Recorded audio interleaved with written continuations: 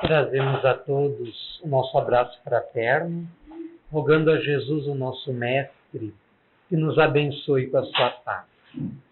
Todas as religiões, passadas e presentes, apresentam como fundamento a crença na imortalidade do ser e edificam os seus edifícios doutrinários, teológicos, sobre essa fundamentação. O hinduísmo e o budismo são duas religiões, duas doutrinas orientais, mais particularmente, também se apoiam no fundamento da imortalidade espiritual do ser e também se servem de um outro princípio, que é o princípio da reencarnação. O Espiritismo, que é a doutrina que nos abriga e nos reúne nesta noite, da mesma forma, também defende e sustenta no seu corpo doutrinário esses dois elementos, esses dois princípios, o da imortalidade do ser e o da reencarnação. Mas, no hinduísmo e no budismo, isso já está posto há séculos. No hinduísmo, há milênios. E ambas as doutrinas têm um termo muito interessante para caracterizar a nossa presença no mundo diante desses dois princípios, o da nossa imortalidade espiritual e o da nossa condição de seres reencarnantes, que é o termo originário do sânscrito, que é uma língua matriz em toda a Índia. A maioria dos dialetos que hoje são falados na Índia guardam a sua origem no que hoje é uma língua morta, o sânscrito, uma língua utilizada mais para finalidades religiosas, ritualísticas, nos textos sagrados do hinduísmo, do budismo e de outras religiões. A maioria deles estão grafados nessa língua. E esse termo é Maya. Esse termo, numa tradução mais livre para o nosso idioma, corresponderia à palavra portuguesa ilusão. Maya é ilusão.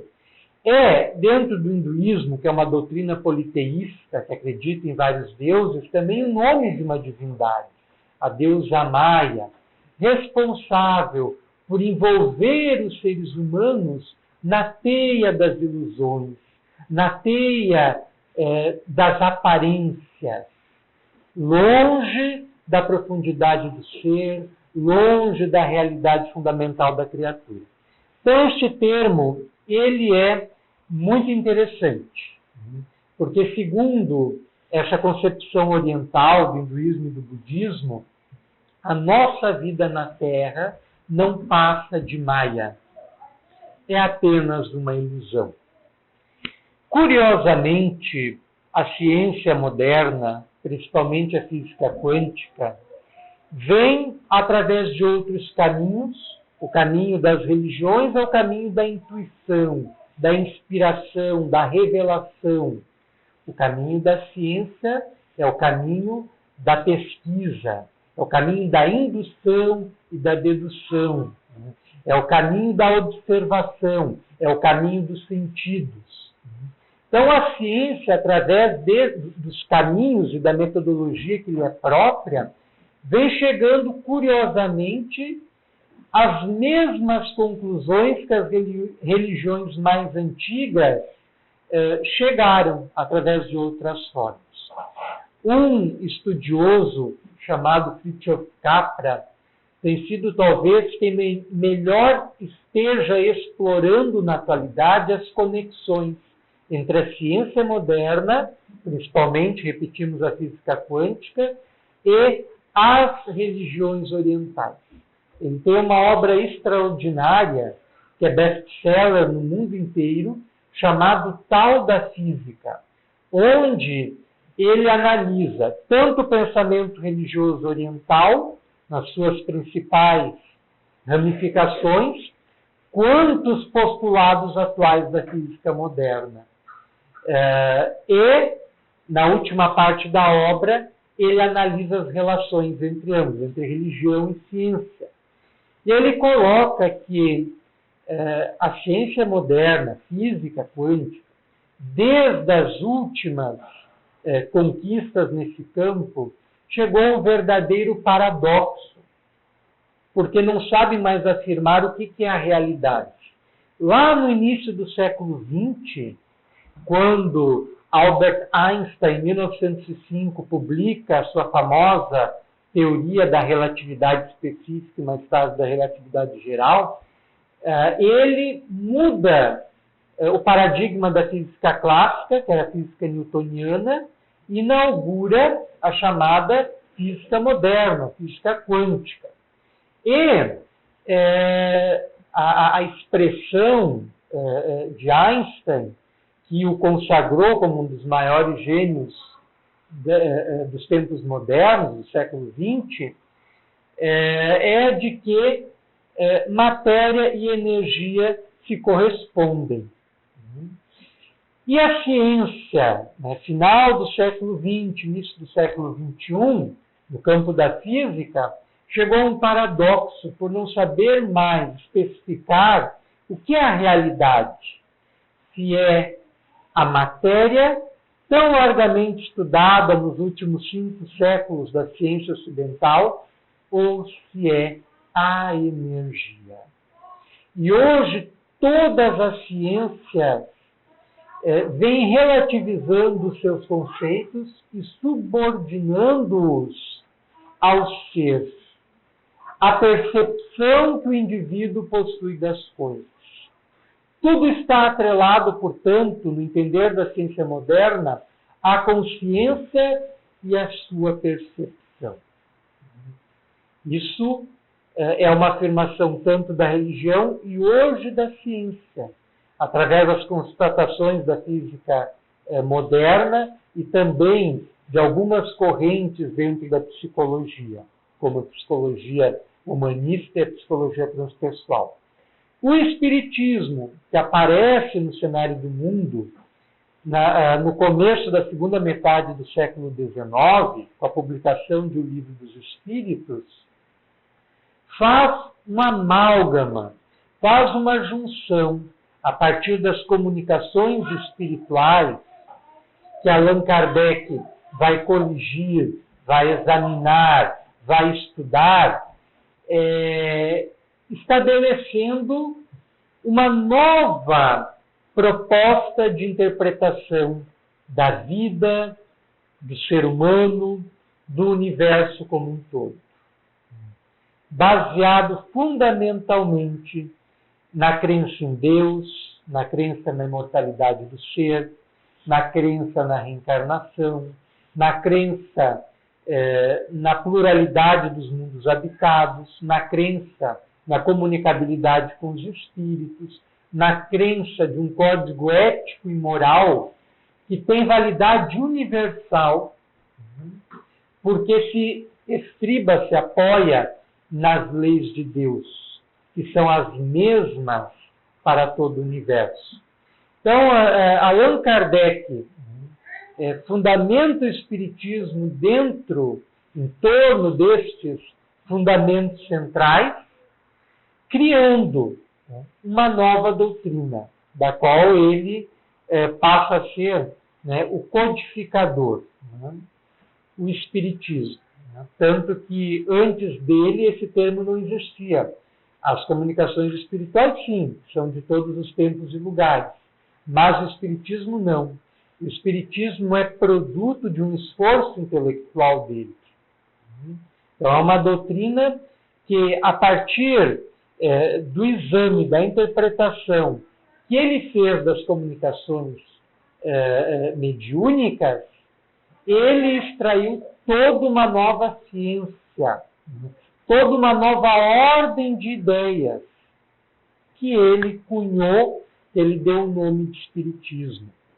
É importante fazer essas colocações em função de que muitas vezes o espiritismo é mal compreendido, né? Se fala espiritismo disso, espiritismo daquilo, e são expressões ou redundantes ou equivocadas, porque não existe outro espiritismo que não seja o codificado por Allan Kardec no início da segunda metade do século XIX. Não existe outro espiritismo. Quando se fala espiritismo kardecista, por exemplo, é uma redundância, né?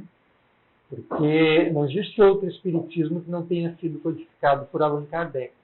Quando se fala em espiritismo de mesa branca, é uma incorreção, é uma impropriedade, não existe isso, né? Da mesma forma como nós lemos lá nos classificados dos jornais, médium espírita, joga-se búzios, tarô, não sei mais o quê. É uma ignorância da pessoa que colocou o anúncio no jornal, porque não sabe o que é o espiritismo. No espiritismo não tem nada disso. Então, a pessoa que se serve desses termos, que coloca, por exemplo, faz anúncios, desconhece por completo o que é essa doutrina. Então, o espiritismo vem apresentar para o ser humano uma nova interpretação da realidade, dizendo que as religiões milenarmente têm afirmado e o que a ciência moderna, posterior ao desenvolvimento do espiritismo, vem chegando através dos caminhos das suas pesquisas e das suas metodologias, de que o fundamento da nossa realidade é a nossa consciência, é o nosso ser espiritual. Tudo começa nas matrizes espirituais do nosso eu. A nossa alegria, a nossa tristeza, o nosso sucesso, o nosso fracasso, a nossa saúde, a nossa doença, as nossas conquistas e aquilo que muitas vezes queremos, mas não conseguimos conquistar, alcançar, tudo isso repousa na nossa estrutura espiritual. Tudo isso repousa na profundidade da nossa consciência, guardando ali a sua origem. Toda essa realidade material, embora muitas vezes pareça uma afirmação visionária, ela é produto da nossa mente e dos pensamentos por ela gerados.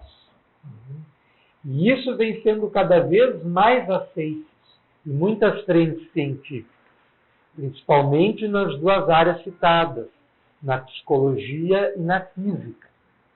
A medicina também já vem se abrindo para essas questões.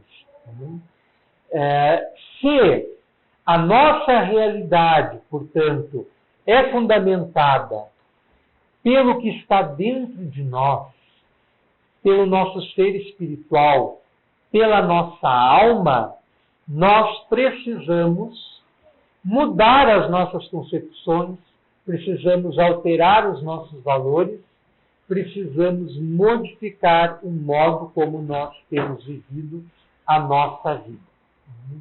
Então, o segredo para uma vida mais feliz, para uma vida mais saudável, para uma vida mais pacífica e fraterna, para uma vida mais dinâmica, repousa no entendimento das questões espirituais.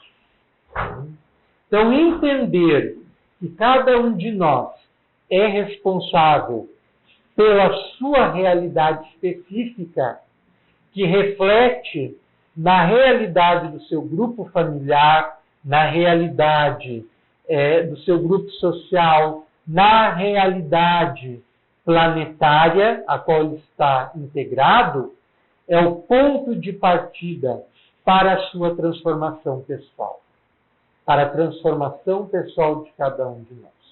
Não há como nós fazermos uma mudança significativa em nossa vida se primeiro nós não mudarmos a nossa concepção, a nossa forma de ver as coisas, a nossa visão da realidade. Em todos os tempos, em todos os lugares, existiram pessoas que conseguiram ver além do que os seus contemporâneos e conseguiram ver além do que as pessoas completamente aferradas aos sentidos físicos conseguem ver. E essas pessoas receberam diversas designações ao longo do tempo. Foram chamadas de xamãs, de pajés, de pítias, de pitonisas, de sibilas, mais modernamente de médiums, mais modernamente ainda de paranormais e por aí vai. São pessoas que conseguem ver e sentir coisas que as pessoas no estado normal de consciência não conseguem nem ver, nem perceber, nem sentir. E através destas percepções, conseguem explorar outros mundos vibratórios além do nosso. E isso que muitas vezes pareceu ser afirmação esoterista ou espiritualista, hoje, como temos repetido, vem sendo feita pela ciência, que já aceita, ao menos no campo teórico, a possibilidade da existência de várias dimensões que podem existir no mesmo espaço, se interpenetrando, embora sem tomar conhecimento ou sem travar relação direta uma com a outra. Isso é uma aceitação livre no campo da física teórica na atualidade. E as afirmações espíritas da realidade do mundo espiritual do qual nós viemos e ao qual nós estamos ligados e ao qual nós retornaremos após a morte, e as afirmações de vários espíritos da existência de várias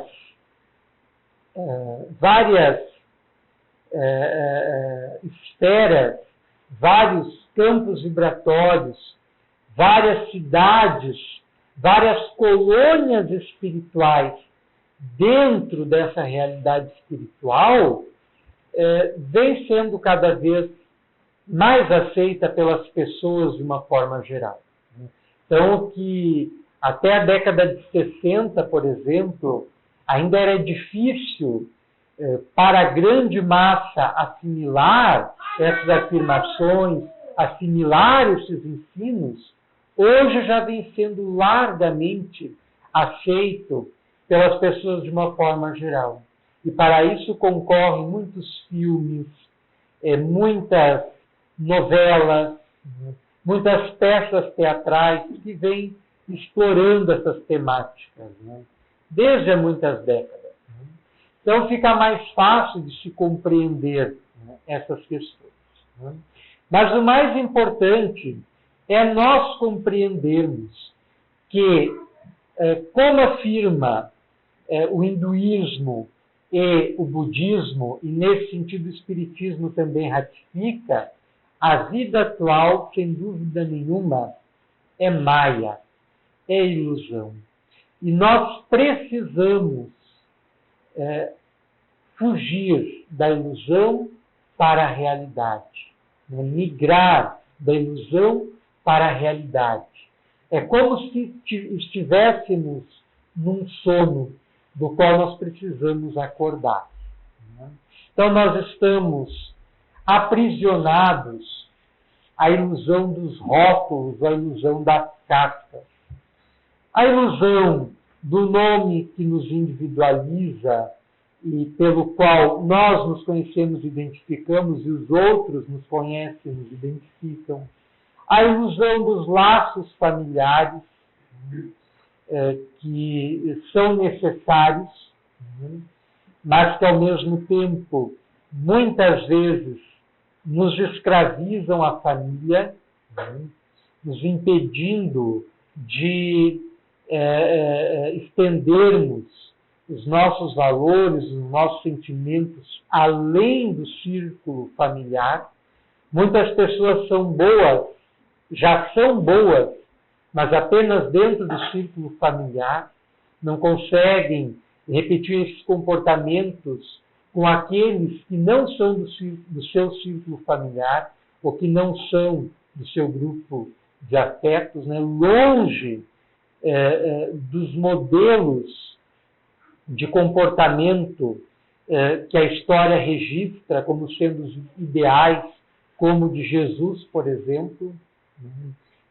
Por demais conhecido aquele episódio em que Jesus se encontra, provavelmente na casa de Pedro, em atendimento fraterno, assessorando as pessoas, efetuando curas espirituais e materiais, e a multidão se apinhava em torno da casa de Pedro, e a família de Jesus, Maria e os irmãos de Jesus, se aproximam da casa de Pedro e pedem uma parte, querem falar com Jesus, porque estavam descontentes com o comportamento de Jesus. E Maria, principalmente, temia, né, as perseguições que já estavam em curso por parte dos partidos políticos judaicos, principalmente dos fariseus.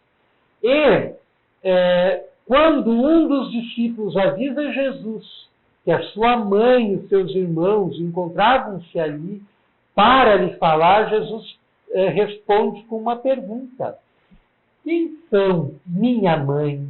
Quem são meus irmãos? E logo depois ele mesmo responde: eu vos digo em verdade que minha mãe e os meus irmãos são todos aqueles que cumprem a vontade de meu Pai que está nos céus. Então Jesus universaliza os laços familiares. Ele não está desprestigiando a sua mãe, nem os seus irmãos.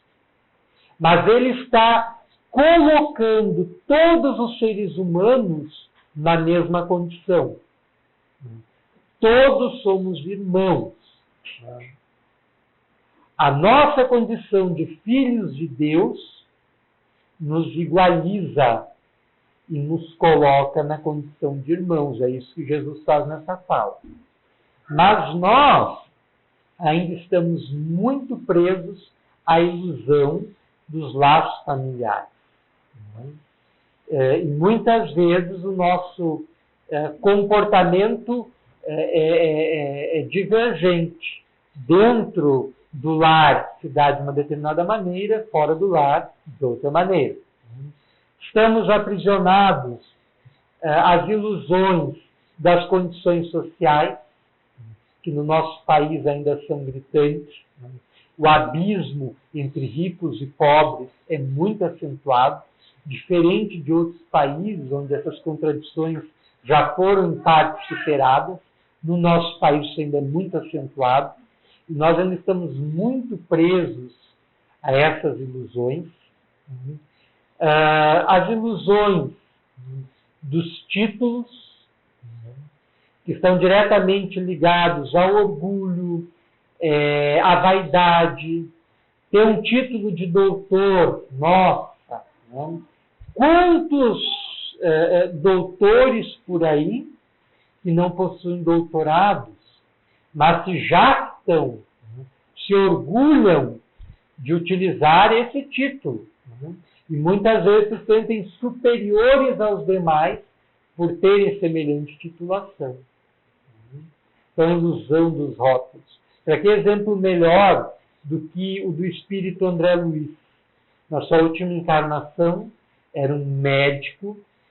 Se especula que ele tenha sido o médico Carlos Chagas, que se destacou no campo da pesquisa médica no Brasil. Embora o médium Chico Xavier psicografou a obra dessa entidade, nunca tenha revelado publicamente semelhante especulação, né? Nunca tenha confirmado semelhante especulação nem revelado a verdadeira identidade do espírito, embora fosse sabida dele. Esse espírito, na sua última encarnação, era médico, se destacou no campo da pesquisa, tinha uma condição econômica abastada, tinha todas as suas condições existenciais devidamente satisfeitas, mas quando ele desencarna precocemente, porque ele acelerou a sua morte, a sua desencarnação, pelos seus hábitos de vida, ele desencarna mergulhado nas ilusões às quais ele estava aprisionado quando em vida. Porque, embora fosse católico e comparecesse na igreja periodicamente, ele nunca acreditou na existência de Deus realmente, como a maioria dos médicos da sua geração, muito menos na existência da alma. Na sua concepção só existia a matéria e mais nada. E ele se envolveu nessa ilusão, que aprofundou o seu aprisionamento nessa ilusão. E quando ele desencarnou, para sua surpresa, ele continuava vivo, mas preso às ilusões que ele havia sustentado largamente na sua última existência. E ele vai permanecer durante aproximadamente 8 anos numa região sombria do mundo espiritual, errando, vagando ao léu, sem noção de tempo, sem noção de espaço. Para surpresa geral, essa afirmação, na época que foi feita, na década de 40, quando o livro que traz esse relato foi publicado, que é O Nosso Lar, já foi transformado em filme ano passado, ele narrava que sentia fome, sentia frio, imagina, estando desencarnado. Não é que ele podia ter essas percepções. Mais adiante ele vai fazer todo um estudo sobre o corpo espiritual que envolve o espírito, que envolve o ser espiritual. Mas ele desperta numa condição terrificante, ele sofre muito. Seguidamente, criaturas das sombras se aproximavam dele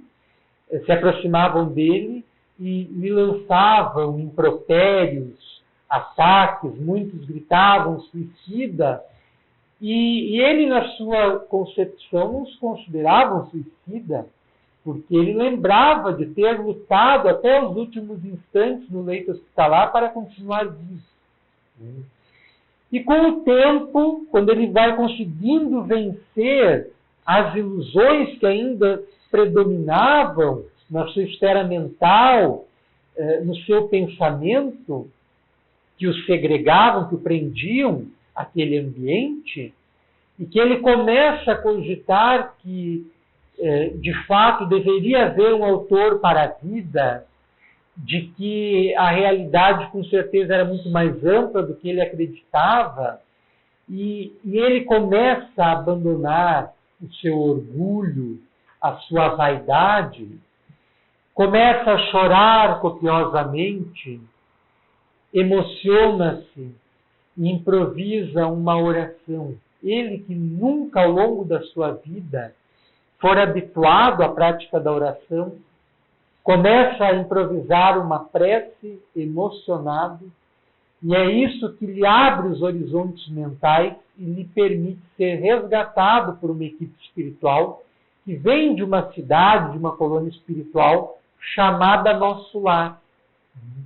Vem em seu socorro e o resgata daquele ambiente trevoso que eles chamam de umbral, e o leva para um hospital localizado nas adjacências, na periferia da colônia, onde ele passa a ser convenientemente atendido.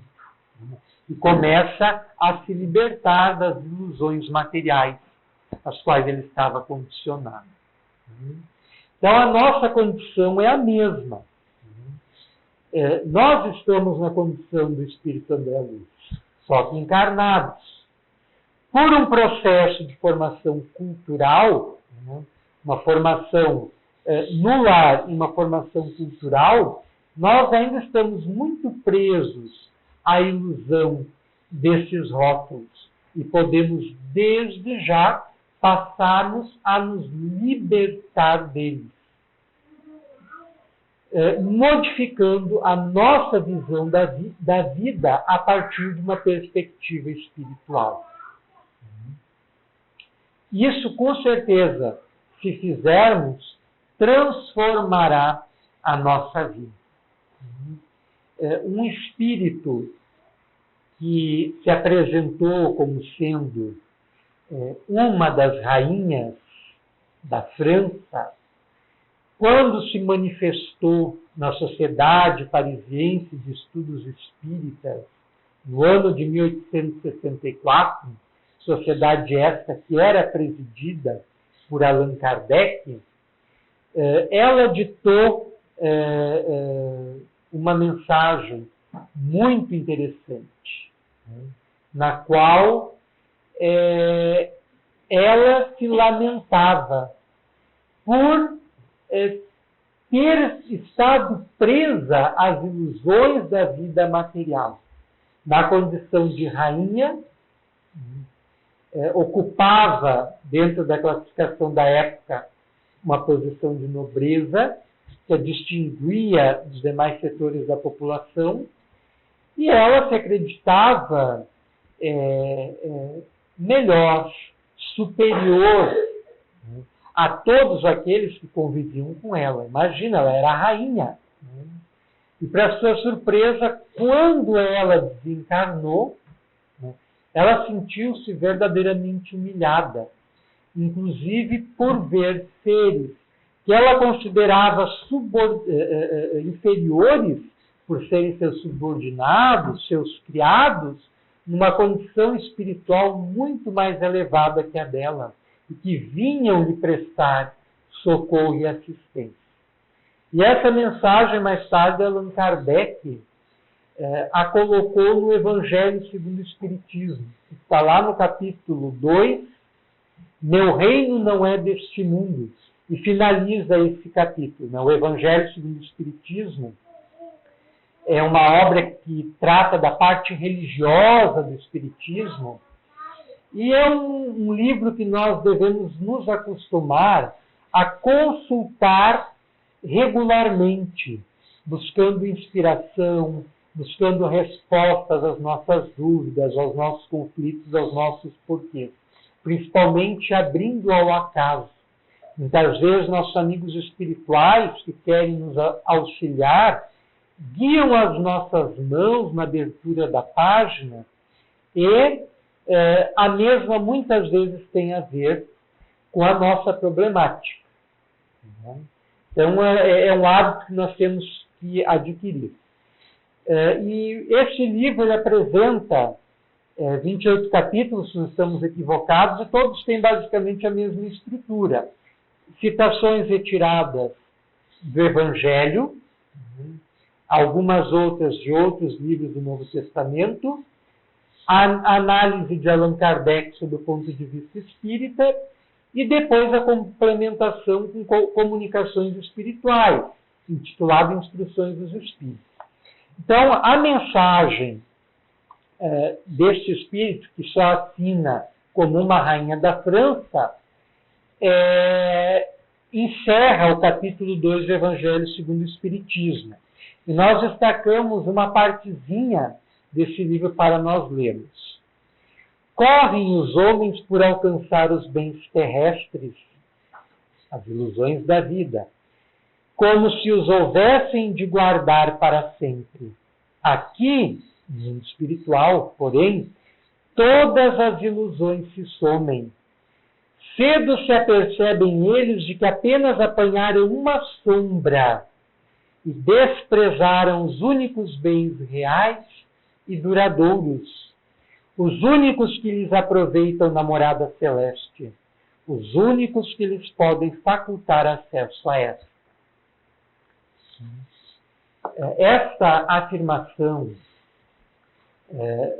deste espírito, ela é muito forte, porque nos faz acordar para a realidade espiritual da nossa existência. Evidente que a nossa condição de seres presos a um corpo, de seres espirituais momentaneamente presos a um corpo, nos impõe uma série de necessidades, que é nosso dever atendê-los da forma como nós conseguirmos, da forma como nós pudermos. Mas nós não podemos esquecer das nossas necessidades mais profundas, no campo das nossas emoções, dos nossos sentimentos, dos nossos pensamentos, que são os tesouros espirituais. Jesus, já há 2 milênios, recomendava: não entesoureis bens na terra, onde a ferrugem corrói, a traça consome, os ladrões furtam e roubam. Cultiveis os tesouros do céu, onde a ferrugem não corrói, que as traças não consomem, que os ladrões não podem furtar nem roubar. Analisando rapidamente os bens que verdadeiramente cada um de nós possui, são só aqueles que estão dentro da gente. Todos os bens que nós encontramos quando o nosso espírito encarna, e que estão ligados ao seu planejamento evolutivo, à sua programação espiritual, e todos os bens que ele deixa quando abandona o corpo, não lhe são propriedade real. Ele apenas utiliza, ele apenas se serve. Então, os bens reais que nós possuímos são aqueles que estão dentro da gente. E nós temos que fazer o balanço das nossas riquezas interiores. O que será que tem dentro da gente? O que será que nós estamos cultivando em nosso coração? O que será que nós estamos acumulando em nosso íntimo? Os conhecimentos que estamos adquirindo, os valores que estamos desenvolvendo, os valores morais, valores intelectuais, os sentimentos que estamos educando. Há quanta gente por aí, rica materialmente, bem colocados na sociedade, mas profundamente infelizes, tristes, depressivas, pobres de valores interiores, ricas em orgulho, em vaidade, em presunção, em complexos de superioridade, se julgando melhores do que os demais, e profundamente pobres, de humildade, de companheirismo, de solidariedade, de fraternidade, de amor. Então nós precisamos, cada um de nós, fazer esse balanço, porque no momento nós estamos ainda aprisionados às ilusões materiais do nosso nome, da nossa família, dos nossos rótulos titulares, trabalho e por aí vai. Mas nós sempre temos que cogitar da nossa realidade espiritual, compreendendo que tudo o que é material é transitório, é passageiro, passa rápido, para nos concentrarmos no que é permanente, que é o nosso ser, que muda apenas qualitativamente, evolui, sempre para melhor, de conquista em conquista. Então nós precisamos, individualmente, fazermos o nosso balanço das nossas riquezas interiores, que são as nossas riquezas maiores, sempre buscando fugir a essas ilusões dos rótulos, as ilusões da vida material, buscando moldar a nossa vida a partir da perspectiva espiritual. A partir do momento que nós trazemos para o nosso dia a dia a consciência de que nós somos seres imortais, que nós somos seres reencarnantes, como muitas doutrinas religiosas milenarmente têm afirmado, e o Espiritismo mais recentemente também o afirma, quando nós trouxermos esse conhecimento para o nosso dia a dia, a nossa vida e a nossa relação com as pessoas vai naturalmente mudar. Aquilo que nos irritava muitas vezes já não vai mais nos causar irritação, porque nós vamos passar a compreender de uma perspectiva espiritual. Aquele indivíduo que agiu equivocadamente conosco, nós vamos compreender que provavelmente ele não está no momento bom, talvez mesmo esteja sobre uma influência espiritual negativa, talvez não tenha feito propositalmente o mal que nos fez, e aquilo não vai nos incomodar. O espírito Joana de Ângeles, através do médium baiano Divaldo Pereira Franco, afirma o seguinte: o mal que me faz mal não é o mal que os outros me fazem. O mal que me faz mal é o mal que eu faço aos outros, porque me torna mal. Então, o mal que os outros me fazem, sob o ponto de vista espiritual, é mais prejudicial para aquele que o fez do que para aquele que o recebeu. Jesus afirmava: existe a necessidade do escândalo, mas ai daquele através do qual vier o escândalo. Por escândalo aí, nós vemos uma metáfora para a lei de causa e efeito. Porque nós sabemos, em função dos mecanismos reencarnatórios, das nossas matrizes energéticas que dimanam do nosso centro espiritual, moldando a nossa realidade, construindo a nossa realidade,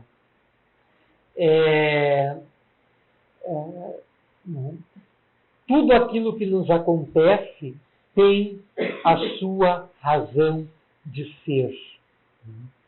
O mal que nos acontece não acontece por acaso. Os acontecimentos negativos não acontecem por acaso. Mas ai daquele, fazendo a interpretação evangélica, mas ai daquele que tenha sido causa desses males, desses prejuízos para nós, porque futuramente sofrerão as consequências, como nós provavelmente estamos sofrendo as consequências agora de algo que fizemos no passado. Não muito bonito, não muito legal. Então, a perspectiva espiritual desses ensinamentos que todas as religiões nos apresentam, e em particular o Espiritismo, nos abre a percepção para compreendermos a vida de uma forma diferente e agirmos de uma forma mais equilibrada, de uma forma mais harmônica, de uma forma mais comprometida com os ideais que alimentamos em nosso íntimo. Então, nós precisamos refletir mais sobre Deus e a sua presença em nossa vida. Precisamos refletir mais sobre a nossa relação com Deus. nós estamos tão presos, né? As ilusões materiais, estamos tão presos à nossa condição de espíritos encarnados no corpo físico, que das 24 horas do dia, nós dedicamos muito pouco tempo para o cultivo do nosso ser espiritual, para o nosso desenvolvimento espiritual. Aqui, todos nós já somos seres que despertamos para uma busca espiritual. Nós estamos aqui buscando por entendimento, buscando por paz, buscando por esclarecimento, buscando por luz, buscando resolução para os nossos problemas de dentro e os de fora. Mas nós somos seres que já estão voltados para o desenvolvimento do seu ser espiritual. Mas a maioria das pessoas ainda não.